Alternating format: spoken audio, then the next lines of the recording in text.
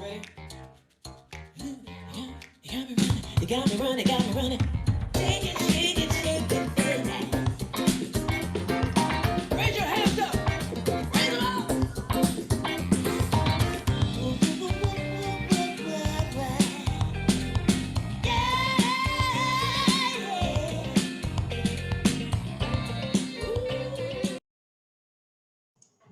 Okay, welcome to the Forex Trading Asia Daily Currency Call. This is episode 322. It's the 29th of June here in Singapore, 11 a.m. GMT plus 8. So, this currency call, you will get market economic updates, key support resistance levels, trade ideas, and more. So this currency call is going to be very beneficial to both the long-term investors and short-term traders. We'll be going through what could move prices, possible trade ideas, and also highlighting potential targets and risk. So a disclaimer here, any information shared during this session is not intended to be a trade recommendation. It is solely the opinion and views of the speaker. So please remember to do your own analysis prior to entering any trades. All right, I do see a lot of new people here today. So just a quick introduction. So in this daily currency call, we do one currency focus a day, and the schedule is as follows. So Monday we do Aussie and Kiwi, Tuesday Euro, Wednesday Pound, Thursday Yen and Gold, and Friday Canadian Dollar and cryptocurrencies. All right, so today is Tuesday. The currency in focus is Euro. But before we jump into the currency in focus, let's get some idea on what the dollar index is doing. So let's head over to the dollar index charts right now with Scott Andrews from Forex Briefcase Australia. Scott.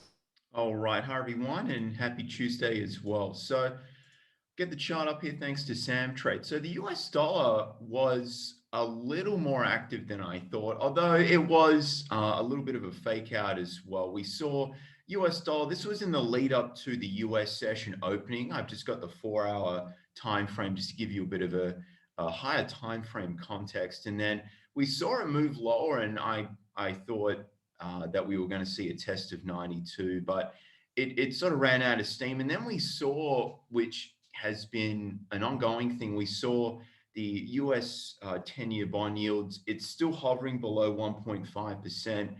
So that indicates that investors aren't too concerned right now about the interest rate situation. And we saw the NASDAQ make, another all-time high as well. But if we go down to the hourly now, let's get a little bit more context. And it looks like it's obviously making higher highs. It's still a lower time frame though, but really the lead up is, and like we've mentioned before, is the NFP result. So what I would say is when we're looking at the US dollar compared with the other pairs, there are opportunities there, but it's something that the higher probability setups are going to be once we get a bit more clarity. If we get a beat on expectations, people are going to be like, okay, the situation in the US is improving, and that's going to really help get some more conviction with trades, because we had some good call outs in the ECOFIN group with LCMS yesterday, and it was just, if you get 30 or 40 pips in one way, that's really great. And you've got to sort of put that into the context of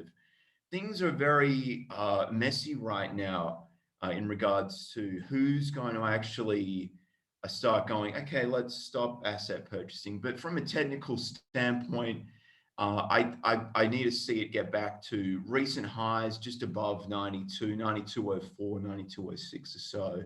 And I think what we might see is that it's going to sort of retest it, and we're just going to see it bounce around in a really tight range until, that NFP comes out. But if it breaks out before then in the back of your mind, you've got to say, we might see a continuation upwards if we get a beat on expectations.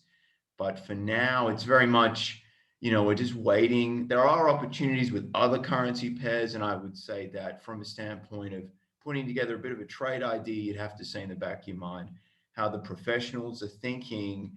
And if you're sort of chasing a really tight range here, it's going to be very difficult. And we're seeing that even in equity markets, like the Australian session right now in equities is really flat, and people are just sort of they're just waiting on that, and they're not really overzealous to just jump in and start moving things until we get a bit more news out. So I would say, in conclusion, Tuesday, we didn't really have much from the speakers of the FOMC either. They didn't give us too much. So everyone's just really been quite conservative. So, quick in and out trades are appropriate right now. And we'll just have to wait and see how NFP goes. And I haven't made a prediction yet. So hopefully it beats and we get some decent moves here, guys. Okay, thanks, Scott, for the analysis on dollar index. All right, so as mentioned, the currency focus today is euro, and the item of interest this week for euro will be the CPI news data releasing tomorrow. So I'm going to get Jin here, Jin Dao Tai, founder of LCMS Traders, a multi-million-dollar trader trading an account with more than US $15 million on a daily basis. All right, Jin, I'll pass it to you for the euro currency call. Okay, thanks for that, Jinwei. So yes, today is the euro dollar. It hasn't done too much over the past, yesterday and over last week, actually. So just to show you what I'm talking about, and it's actually setting up quite nicely. This is the euro dollar on the H4 time frame here, where you can see just last week, it's really set in that 100 pip range. And in the scheme of things, a 100 pip range isn't really too much of a move, especially for the euro dollar. Last week's analysis was that it was going to test that 1.1920 resistance level before turning lower, possibly towards the 1.1781.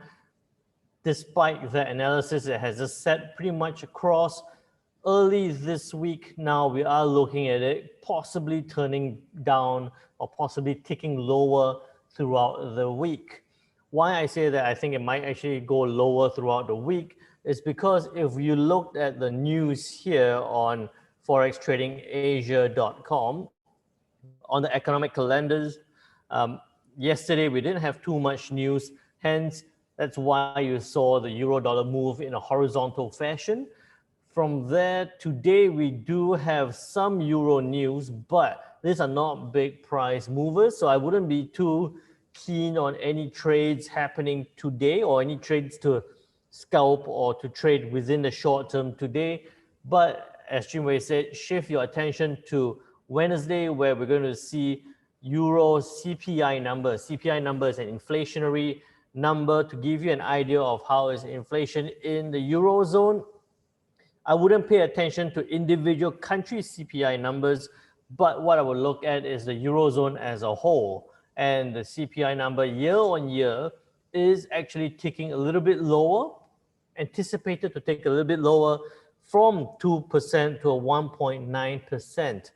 I actually think that we might actually see it at a 1.9 or to remain at a 2%. So with that in mind or that in consideration, we might see the euro dollar turn down a little bit from that point. Not just tomorrow's CPI number for the eurozone. Look at where is it? Look at Thursday. Thursday, we're going to see a lot of euro numbers, a lot of euro economic numbers being released on Thursday. PMI numbers for Italy, for the French, for the German manufacturing PMI. But pay attention to the Eurozone manufacturing PMI, expected to stay at a 63.1 number, which would indicate an expansionary phase for manufacturing PMI. And then after that, you can see that we also have some pound numbers. Unemployment rate, I'm not too concerned for the Eurozone because we're considering a whole big area. So I wouldn't pay too much attention to the unemployment or the employment numbers for the Eurozone. And then ultimately, as we look into Friday, where we have the non-farm payrolls, was 559K, expected a 690K. We spoke about this yesterday. I think that we're going to see quite a good number here. So anticipating some US dollar strength, also because unemployment rate possibly going from 5.8 to a 5.7%. So with all that in mind, No big changes anticipated for the Eurozone in terms of PMI and CPI numbers, right? So a bit of consistency coming from the Eurozone, but anticipating some good news, especially on the employment front for the US dollar.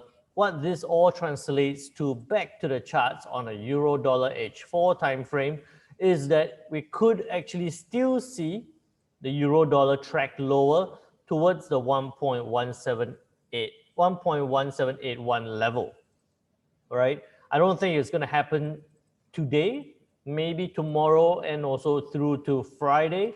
So what you're looking for is selling opportunities below 1.1898. You can keep a very tight stop loss at about 40 pips for a take profit of about 100 pips. So you're looking at a above 1:2 risk reward ratio towards the downside for the euro dollar. So quite straightforward in this case for the euro dollar, and this could actually translate to the euro pound. How could this translate to the euro pound? Same thing last week. We said that if it rejects the 85.80 level, we could see it turn down. It had a rejection, but it went back up again. Again, at this point, I anticipate it to come down and test this 85.80 level again. But how is the euro pound going to move? Not only depends on the movement of the euro dollar, it also depends on the movement of the pound dollar. And you can see the pound dollar has dropped quite significantly. This will influence how the euro pound is likely to move. But I'm going to tell you more about the pound dollar tomorrow, so make sure you turn back in for that. So far, euro dollar looking at a downside if it breaks below 1.1895.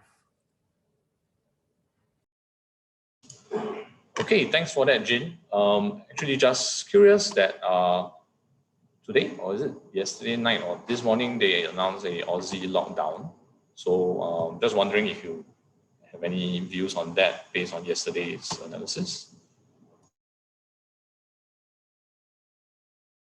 Yes. So with the Aussie lockdown, one of the things to bear in mind is that, Perth, where I came from before, has a lockdown, but it's only 4 days. It's not a very long period. So I don't think the impact of this is going to be, I don't think the impact of the lockdown is going to be very significant, but there has been talk and there has been analysis that the impact of the COVID onto the Aussie economy could last for 40 years. The talk has been there, saying that the stimulus, the debt that the government is taking on, the impact to the overall economy could last for 40 years.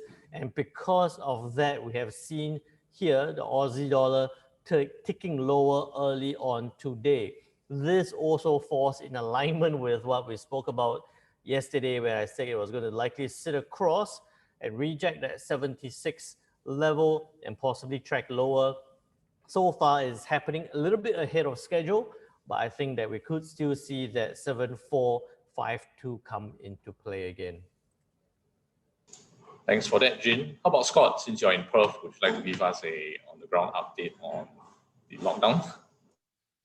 It's been one of these things where they're very quick to do so, but I did hear that as well about the after effects of what has happened with our economy and things like that. So that wasn't a great piece of news, and we're still very, we always have issues with hotel quarantine. So this could be still a bit of an ongoing situation as well until they get some sort of facility that's there. And our vaccination rates are quite low. So if we see that pick up, in the next few months, that could help the situation, but it's still, that's what we really need. We need the supply of the vaccinations to arrive.